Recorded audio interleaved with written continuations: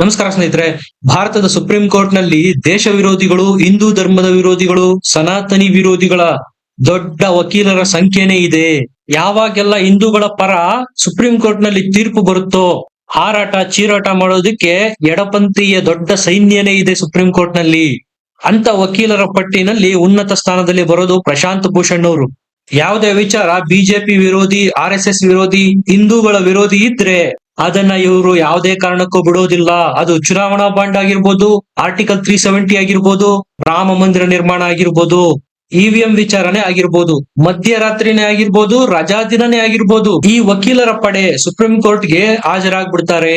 ಇವರ ಶಕ್ತಿ ಎಷ್ಟು ದೊಡ್ಡದಿದೆಯಪ್ಪ ಅಂದ್ರೆ ಸುಪ್ರೀಂ ಕೋರ್ಟ್ ನ CJI ನ ಮುಲಾಜಿಲ್ದೆ ಅವಮಾನ ಮಾಡ್ತಾರೆ. ಆದ್ರೂ ಇವರ ಮೇಲೆ ದೊಡ್ಡ ಆಕ್ಷನ್ಗಳು ಆಗೋದೇ ಇಲ್ಲ. ಸಲ್ಮಾನ್ ಖುರ್ಷಿದ್, ಕಪಿಲ್ ಸಿಬಲ್, ಅಭಿಷೇಕ್ ಮನೋಜ್ ಸಿಂಘ್ವಿ ಅಂತಹ ದಿಗ್ಗಜ ರಾಯರ್ಗಳ ಸಾಲಿಗೆ ಈ ಪ್ರಶಾಂತ್ ಭೂಷಣ್ ಅವರು ಸೇರ್ತಾರೆ. ಸ್ನೇಹಿತರೆ, ಈ ಹಿಂದೆ ನಾನೇ ವರದಿ ಮಾಡಿದ್ದೆ. ಯಾವಾಗ ಹೊಸ CJI ಆಗಿ ಕನ್ನಾರು ಶಪಥ ಗ್ರಹಣ ಮಾಡಿದ್ರು ಆಗ್ಲೇ ಒಂದು ರೂಲ್ ಮಾಡಿದ್ರು ಸುಪ್ರೀಂ ಕೋರ್ಟ್ ನಲ್ಲಿ. ಎಂತಹ ಘಟಾನುಘಟಿ ದಿಗ್ಗಜ ವಕೀಲನೇ ಆಗಿರ್ಬೋದು, ಸಾಮಾನ್ಯ ವಕೀಲರೇ ಆಗಿರ್ಬೋದು, ಎಲ್ರಿಗೂ ಒಂದೇ ರೂಲ್ಸ್ ಅಪ್ಲೈ ಆಗೋದು ಸುಪ್ರೀಂ ಕೋರ್ಟ್ ನಲ್ಲಿ.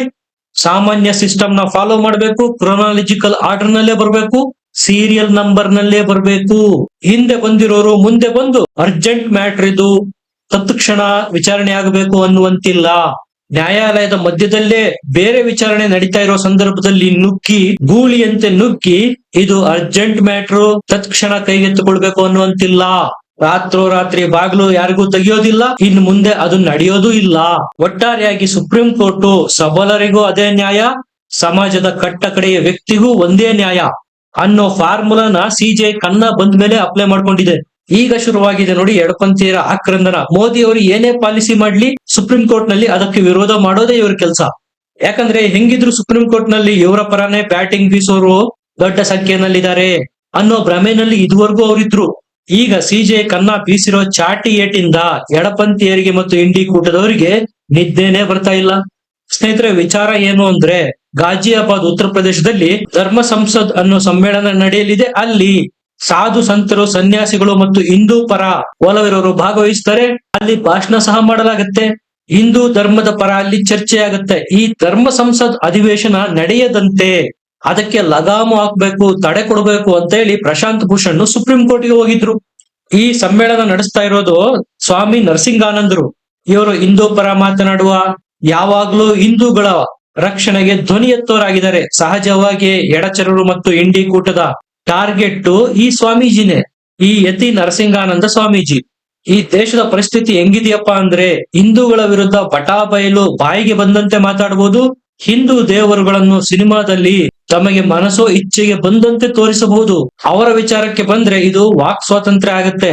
ಆದ್ರೆ ಹಿಂದೂಗಳು ತಮ್ಮನ್ನು ತಾವು ಸಂರಕ್ಷಿಸಿಕೊಳ್ಳೋದಿಕ್ಕೆ, ತಮ್ಮಲ್ಲಿ ಜಾಗೃತಿ ಮೂಡಿಸಿಕೊಳ್ಳೋದಿಕ್ಕೆ ಸಭೆ ಸಮಾರಂಭಗಳನ್ನು ಮಾಡಿದ್ರೆ ಇದು ಮುಸ್ಲಿಮರಿಗೆ ಭಯ ಸೃಷ್ಟಿಸುವ ವಾತಾವರಣ ಆಗತ್ತೆ, ಕೋಮು ಸೌಹಾರ್ದಕ್ಕೆ ಧಕ್ಕೆ ತರುವ ವಾತಾವರಣ ಆಗತ್ತೆ.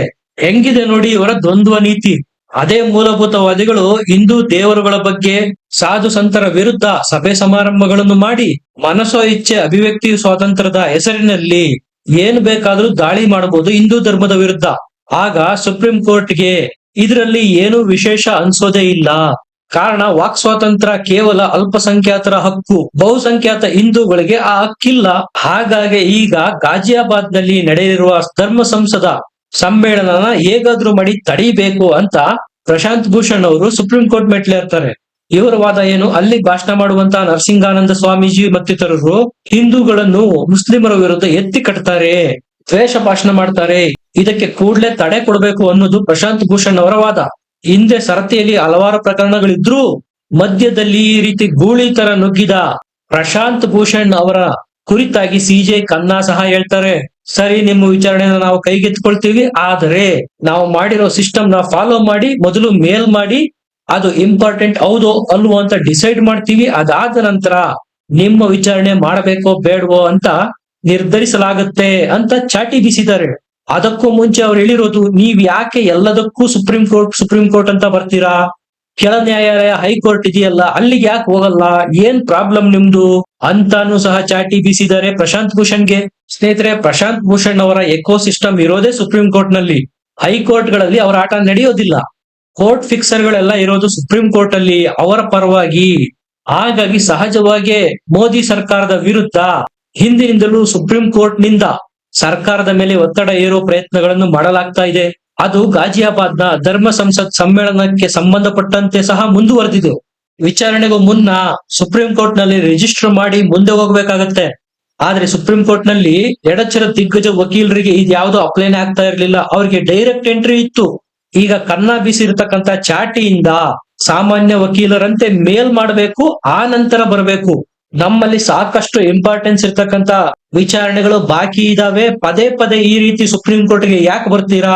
ಸಮಸ್ಯೆ ಏನು ನಿಮ್ದು? ಹೈಕೋರ್ಟ್ಗೆ ಹೋಗಿ. ನೀವೀಗೇನು ಧರ್ಮ ಸಂಸತ್ ವಿಚಾರ ತೆಗೆದುಕೊಂಡು ಬಂದಿದ್ದೀರಾ, ಇದಕ್ಕೂ ಗಂಭೀರವಾದ ವಿಚಾರಗಳು ವಿಚಾರಣೆ ನಡೆಸೋದು ಬಾಕಿ ಇದೆ. ಇಂತಹ ಡ್ರಾಮಾಗಳನ್ನೆಲ್ಲ ಇನ್ನು ಮುಂದೆ ಸುಪ್ರೀಂ ಕೋರ್ಟ್ ನಲ್ಲಿ ಎಂಟರ್ಟೈನ್ ಮಾಡೋದಿಲ್ಲ ಅನ್ನೋ ರೀತಿನಲ್ಲಿ ಚಾಟಿ ಬೀಸಿದ್ರು ಪ್ರಶಾಂತ್ ಭೂಷಣ್ಗೆ ಸಿಜೆಐ ಖನ್ನಾ. ಅಂದ್ರೆ ಒಂದಂತೂ ಸ್ಪಷ್ಟ, ಧರ್ಮ ಸಂಸದ್ನ ನಿಲ್ಲಿಸಿ ಅಂತ ಹೋಗಿದ್ದ ಪ್ರಶಾಂತ್ ಭೂಷಣ್ಗೆ ನಿಮ್ಮ ಈ ನಾಟಕ ಕೇಳೋದಕ್ಕೆ ನಮ್ಮ ಹತ್ರ ಟೈಮ್ ಇಲ್ಲ, ಈಗ ಸದ್ಯ ಜಾಗ ಖಾಲಿ ಮಾಡು ಅಂದಂಗಾಗಿದೆ. ಅಂದ್ರೆ ಸ್ಪಷ್ಟ, ಗಾಜಿಯಾಬಾದ್ ನಲ್ಲಿ ನಡೆಯಲಿರುವ ಧರ್ಮ ಸಂಸದ್ಗೆ ಯಾವುದೇ ಅಡೆತಡೆ ಇಲ್ಲ. ನಿಮ್ಮ ಅರ್ಜಿನ ಈಗ ವಿಚಾರಣೆಗೆ ತೆಗೆದುಕೊಳ್ಳಲ್ಲ. ಕ್ರಿಸ್ಟಲ್ ಕ್ಲಿಯರ್ ಇದೆ ಸಿಜೆಐ ಖನ್ನಾ ಜಡ್ಜ್ಮೆಂಟ್. ಸ್ನೇಹಿತರೆ, ಇಂಡಿ ಕೂಟದಲ್ಲಿ ವಕೀಲರ ದೊಡ್ಡ ಪಡೆನೇ ಇದೆ. ಅವರೆಲ್ಲ ಕೋರ್ಟ್ ಫಿಕ್ಸರ್ಗಳು.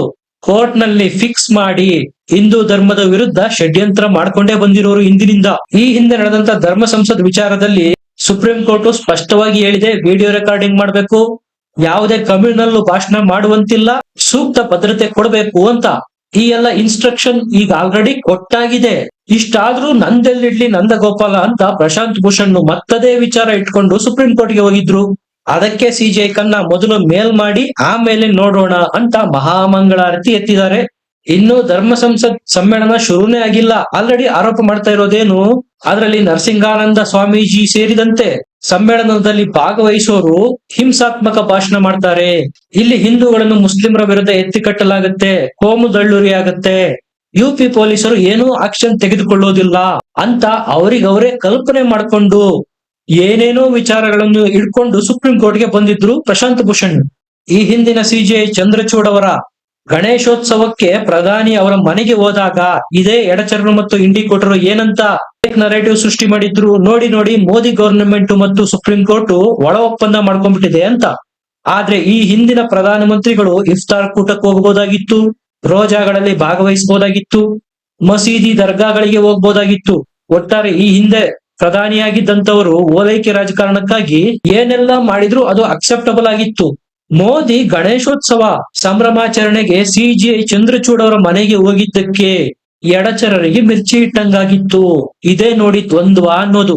ಯಾವ ಪ್ರಧಾನಿ ದರ್ಗಾ, ಮಸೀದಿ, ಇಫ್ತಾರ್ ಕೂಟ, ರೋಜಾಗಳಲ್ಲಿ ಭಾಗವಹಿಸಿದಾಗ ಹಿಂದೂಗಳಿಗೆ ಆಪತ್ತು ಇರೋದಿಲ್ವೋ, ಅದೇ ರೀತಿ ಒಬ್ಬ ಪ್ರಧಾನಿ ಗಣೇಶೋತ್ಸವಕ್ಕೆ ಸಿಜೆಐ ಚಂದ್ರಚೂಡ್ ಅವರ ಮನೆಗೆ ಭೇಟಿ ಕೊಟ್ಟಾಗ ಮುಸಲ್ಮಾನರಿಗೆ ಆಪತ್ತು ಹೆಂಗ್ ಬಂದ್ಬಿಡುತ್ತೆ? ನೀವೇ ನೋಡಿ, ಈ ಇಂಡಿ ಕೂಟದ ವಕೀಲರು ಒಬ್ಬರಾದ್ರೂ ದೇಶದ ಪರವಾಗಿ ಯಾವ್ದಾದ್ರೂ ಒಂದು ಕೇಸ್ನ ಎತ್ಕೊಂಡಿದಾರ? ರಾಮ ಮಂದಿರ ವಿಚಾರ, ಹಿಂದೂಗಳ ವಿರುದ್ಧ ವಕೀಲರಾಗಿದ್ದವ್ರು ಯಾರು? ಕಪಿಲ್ ಸಿಬಲ್. ಆರ್ಟಿಕಲ್ 370 ವಿರುದ್ಧ ವಕೀಲರಾಗಿದ್ದವ್ರು ಯಾರು? ಕಪಿಲ್ ಸಿಬಲ್. ಶಬರಿಮಲೆ ಕೇಸ್ ನಲ್ಲಿ ಹಿಂದೂಗಳ ವಿರುದ್ಧದ ವಕೀಲ ಯಾರು? ಕಪಿಲ್ ಸಿಬಲ್. ನೀವು ಅನ್ಕೋಬಹುದು ಭಾರತೀಯ ಜನತಾ ಪಾರ್ಟಿ ಇವರಿಗೆ ಪೊಲಿಟಿಕಲಿ ಆಪೋಸಿಟ್ ಇರೋದ್ರಿಂದ ಸಹಜವಾಗಿ ಅವರ ವಿರುದ್ಧದ ಪ್ರಕರಣಗಳಲ್ಲಿ ಭಾಗವಹಿಸ್ತಾರೆ ಅಂತ. ಆದ್ರೆ ಆರ್ಟಿಕಲ್ 370 ಇದರಲ್ಲಿ ಏನ್ ರಾಜಕೀಯ ಇದೆ ಅಂದ್ರೆ ಸ್ಪಷ್ಟ ಆಗಿ ಹೋಗುತ್ತೆ. ಹಿಂದೂಗಳ ವಿರುದ್ಧ ಏನೆಲ್ಲ ಮಾಡಬಹುದು ಅದೆಲ್ಲವನ್ನು ಮಾಡೋದಕ್ಕೆ ಇಂಡಿ ಕೂಟ ಮತ್ತು ಎಡಚರರು ಸದಾ ಸಿದ್ಧರಾಗಿರ್ತಾರೆ. ಸ್ನೇಹಿತರೆ, ಇದ್ರ ಬಗ್ಗೆ ನಿಮ್ಗೆ ಏನ್ ಅನ್ಸುತ್ತೆ? ಕಮೆಂಟ್ ಮಾಡಿ, ಲೈಕ್ ಮಾಡಿ, ಚಾನಲ್ ನ ಸಬ್ಸ್ಕ್ರೈಬ್ ಮಾಡಿ. ಮತ್ತೆ ಸಿಗೋಣ. ನಮಸ್ಕಾರ.